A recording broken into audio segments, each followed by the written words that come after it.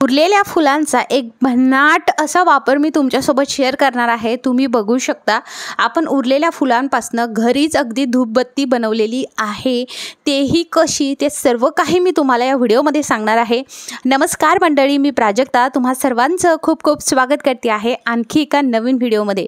दसरा झालेला आहे आणि दसऱ्याला आपल्या घरी झेंडूचे फुलं आणलीच जातात आणि बरीचशी फुलं अशा पद्धतीने आपली पूजा झाल्यानंतर आपण काय करतो ते फेकून देतो, पण फेकून न देता त्याचा वापर तुम्ही एक अशा पद्धतीने नक्की करा। तुम्हाला काय करायचं आहे, जेवढे तुमच्याकडे झेंडूचे फुलं असतील ते घ्यायचे। आता इथे काय करायचं आहे, केशरी असेल पिवळे असेल काहीच हरकत नाही आहे, आपल्याला दोन्हीही मिक्स करायचे आहेत। आता हे जे काही फुलं आहेत, जर कडक ऊन असेल तर तुम्हाला काय करायचं आहे, हे फूल एक दिवसासाठी व्यवस्थित आपल्याला उन्हामध्ये ठेवायचं आहे, म्हणजे हे पूर्ण अगदी व्यवस्थितरित्या सुकून जातील। किंवा मग आपण जे काही हार बनवतो, तोरण वगैरे बनवतो, तर ते सुकल्यानंतर डायरेक्टली तुम्ही त्या हारांचा सुद्धा वापर करू शकता, ते फूल डायरेक्टली घेऊ शकता। पण इकडे मी तुम्हाला एक शॉर्टकट अशी मेथड सांगणार आहे। जर उन्हामध्ये तुम्हाला ठेवायचा नसेल आणि वेळ तुमच्याकडे फार कमी असेल तर मग अशा वेळेस तुम्हाला काय करायचं, तर सगळ्यात पहिले आपल्याला काय करायचं, हे जे झेंडूच्या फुलांच्या पाकळ्या आहेत ह्या वेगळ्या करायच्या आहेत आणि त्याचा काही हिरवा भाग आहे खालचा तो आपल्याला वेगळा करून घ्यायचा आहे। आपल्याला फक्त त्या जे आहेत त्याची फुलं हवी आहेत, म्हणजे पानं हवी आहेत। अशा पद्धतीने आपल्याला पूर्ण झेंडूचे फुलं जे आहेत ते ह्या कढईमध्ये मी टाकले आहे। कढईच घेतली आहे, तुम्ही पॅन वगैरे किंवा तवा वगैरे सुद्धा घेऊ शकता। आता बघा आपण उन्हामध्ये ठेवलं तर बऱ्याचदा आपल्याला दिवस लागतो, पण हे काम आपण 5 मिनिटांमध्ये करू शकतो। ते कसं, तर सर्वप्रथम तुम्हाला काय करायचं आहे, हे गॅसवरती ठेवायचं आहे आणि काय करायचं आहे, त्याचा जो काही आपला खालचा भाग आहे हा तुम्ही डायरेक्टली फेकून देऊ शकता, याचा वापर आपल्याला करायचा नाही आहे। आता ही कढई मी डायरेक्टली काय केलं आहे की गॅसवरती ठेवलेली आहे। जी काही आच आहे ती एकदम हाय केलेली आहे। अगदी जास्तीत जास्त 5 मिनिटं लागतात आणि हे जे आहेत जसं जसं ही कढई गरम होईल तसं तसं हे अगदी कमी कमी याचं जे काही व्हॉल्यूम आहे ते होत जातं। ही एकदम शॉर्टकट मेथड आहे, तुम्ही दोन्हीपैकी कोणतीही करू शकता। आणि जर मला विचारत असणार तुम्हाला जर ओली धूप करायची आहे तर तुम्ही ही मेथड फॉलो करू शकता। तुम्हाला जर कोरडी धूप करायची असेल तर तुम्ही उन्हामध्ये ठेवलं तर बेटर राहील। तर अशा पद्धतीने आपल्याला जे काही फुलं आहेत ते असे खाली वर करत राहायचे आहेत आणि जोपर्यंत हे सुकत नाही तोपर्यंत आपल्याला अशा पद्धतीने कढईमध्येच फिरवायचं आहे। आता आपण हे कढईमध्ये करतोय त्यामुळे ते पूर्णपणे तर सुकणार नाही, थोडाफार तर ओलसरपणा त्यामध्ये राहील, कारण ते ओले फूल आपण घेतलेले आहेत। जर आपण उन्हामध्ये ठेवलं तर उन्हामुळे काय होतं की त्याचं मॉइश्चर जे आहे ते पूर्ण उडून जातं आणि ते पूर्ण सुकून जातात। त्याचा वापर सुद्धा आपण खूप इझिलीरित्या करू शकतो। सो अशाच पद्धतीने खालीवर करत आपल्याला हे बघायचं आहे की किती प्रमाणात ते सुकले आहे आणि त्या हिशोबाने आपल्याला मग नंतर गॅस बंद करायचा आहे।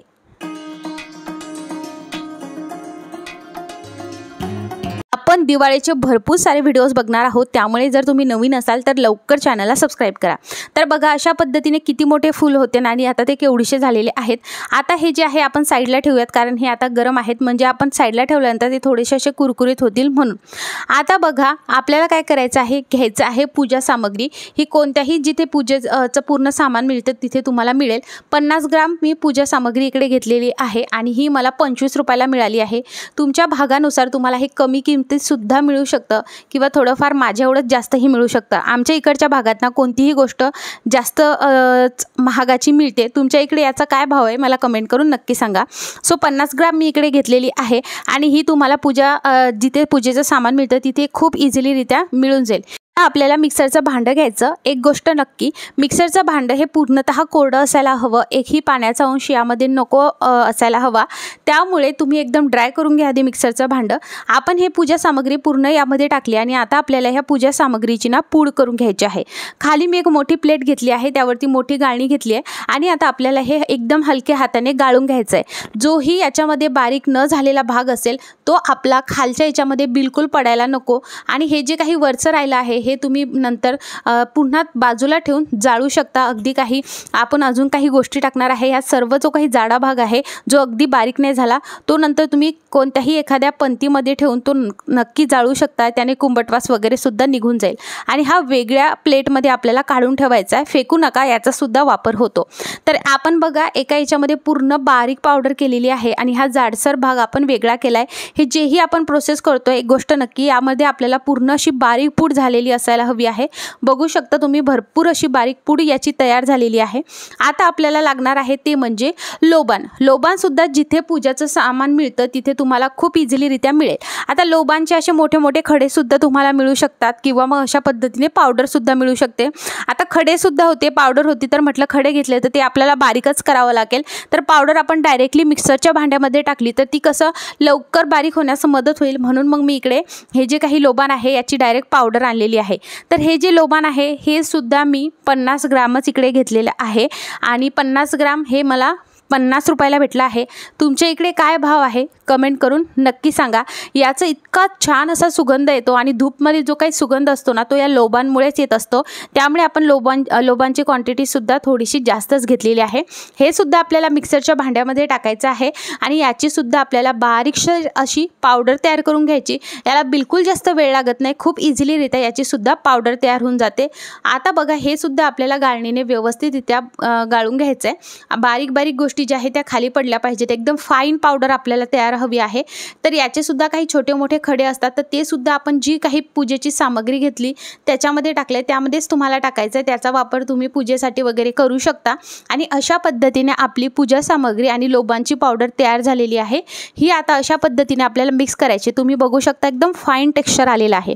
आता बघा जर आपण फूल जे आहे आपण जेवढे फुलं घेतले होते ना ते जर आपण उन्हामध्ये ठेवले आणि त्याची सुद्धा अशा पद्धतीने जर आपण मिक्सरमधून पूड काढली तर त्याची सुद्धा अशीच फाईन पावडर होते। पण जर आपण हे असे ओले घेतले आणि थोडेफार याच्यात टाकले तर हे थोडेसे ना सुकू द्यावे लागतात आणि मग तुम्ही याचा वापर करू शकता किंवा ॲज इट इज तुम्ही हे डायरेक्टली याच्यामध्ये सुद्धा टाकू शकता, पण मग नंतर तुम्हाला धूप सुकण्यासाठी थोडासा जास्त टाईम लागू शकतो। हे सुद्धा आपल्याला मिक्सरच्या भांड्यामध्ये काढायचं आणि हे फिरून घ्यायचं। आता हे थोडंफार ओलं होतं म्हणून अशा पद्धतीने याच्यामध्ये मॉइश्चर आहे, तुम्ही बघू शकता। तुमचं जर फूल हे पूर्ण कोरडे झाले असतील तर त्याची सुद्धा पावडर तयार होईल आणि ते सुद्धा तुम्हाला गाळणीने व्यवस्थितरित्या गाळून घ्यायचं आहे। आता आपल्याला हे जे काही फूल आहे यामध्ये टाकायचे। तुम्ही यामध्ये ज्या रेडीमेड धूप असतात ना त्या सुद्धा 1 ते 2 टाकू शकता। नारळाची साल ती सुद्धा तुम्हाला मिक्सरमधून काढायची आणि बारीक करून घ्यायची। माझ्याकडे नारळाची साल नव्हती म्हणून मी इकडे टाकली नाही आहे। आणि यामध्ये तुम्हाला 5 ते 6 कापूरच्या गोळ्या सुद्धा किंवा ज्या वड्या असतात ना छोट्या त्या तुम्ही इकडे टाकू शकता। तर टोटली ऑप्शनल आहे। आता बघा इकडे 2 पद्धतीने आपण धूप बनवू शकतो, ओली धूप आणि कोरडी धूप। तुम्हाला जर ओली धूप बनवायची असेल तर तुम्हाला इकडे तुपाचा वापर करायचा आहे आणि तुम्हाला जर कोरडी धूप बनवायची असेल तर तुम्ही इकडे पाण्याचा वापर करू शकता। तुपाऐवजी तुम्हाला फक्त पाणी टाकायचं आहे आणि सेम पद्धत फॉलो करायची आहे। आय होप तुम्हाला समजलं असेल। आता तूप किती लागतं तर तुम्हाला काय करायचं हे मिक्स करत जायचं। याच्यामध्ये चांगला असा गोळा तयार झाला पाहिजे किंवा आपल्याला धूप बनवता आली पाहिजे इतपत तूप यामध्ये गेलं पाहिजे। मेल्ट करून तुपाचा सुद्धा तुम्ही वापर करू शकता।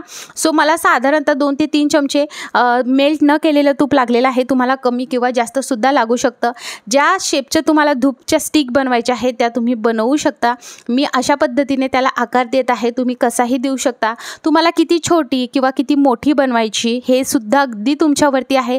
जबरदस्त हे धूप बनतात। दसऱ्याला आपल्याकडे भरपूर फुलं होती तर त्याचा वापर तुम्ही नक्की करा आणि दिवाळीला सुद्धा धूपचा खूप वापर केला जातो। सो दिवाळीच्या आधी तुम्ही ह्या धूप नक्की बनवून बघा।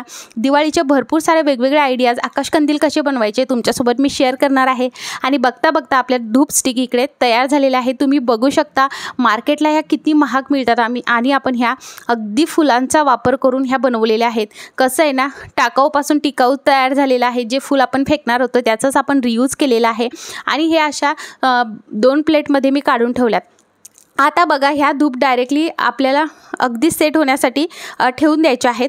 आता बघा जर तुम्ही कोरडी धूप केली असेल तर तुम्हाला ही आता उन्हामध्ये ठेवायची आहे आणि ओली धूप जरी तुम्ही केली असेल तर आपण काय केलं आहे हे उन्हात न ठेवता आपण डायरेक्टली कढईमध्ये ते जे काही फूल होते ते सुकवून घेतले होते, तरीसुद्धा या स्टेजला आपल्याला हे थोडंफार उन्हामध्ये किंवा रूम टेम्परेचरवरती ठेवायचं आहे। आता असं केल्याने काय होईल की जो काही फुलांमधला ओलसरपणा होता तो थोडाफार कोरडा इथे होईल आणि जी काही धूप आहे ती व्यवस्थितरित्या जळेल।